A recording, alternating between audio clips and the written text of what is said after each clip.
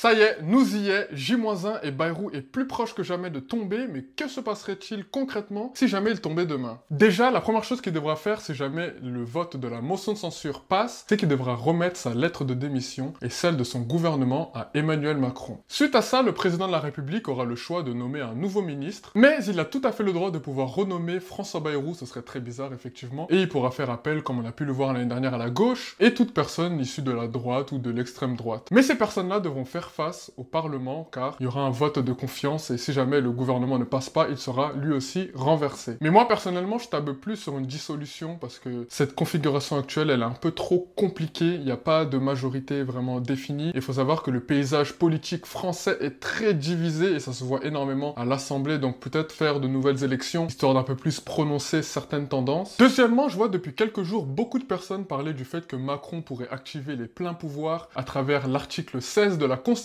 Mais les gars, si vous connaissez le droit, vous sauriez que l'article 16 ne peut qu'être invoqué en cas de menace contre l'intégrité territoriale de la France, en cas aussi de discontinuité prolongée des services publics, et aussi, il n'y a pas de menace qui entraverait le bon fonctionnement des traités européens. Donc non, l'article 16 ne peut pas être évoqué pour donner les pleins pouvoirs à Macron dans ces circonstances. Dans le cas d'une paralysie au gouvernement ou même une paralysie à l'Assemblée, ce qu'il faudrait faire, c'est tout simplement une dissolution. Maintenant, concernant une démission d'Emmanuel Macron, personnellement, je n'y crois pas. Je pense pas du tout qu'il va le faire. Vous savez très bien que ce personnage est habité du syndrome du personnage principal, donc en tant que personnage principal, on ne peut pas quitter le jeu en premier. En tout cas, vous dites-moi ce que vous en pensez. Moi, je pense que dans l'histoire de l'humanité, on a pu voir que des fois des crises étaient accentuées par des trucs bêtes. Les jours fériés semblaient anodins, mais ils risquent de sonner le glas de Bayrou et peut-être même plus tard de la Macronie.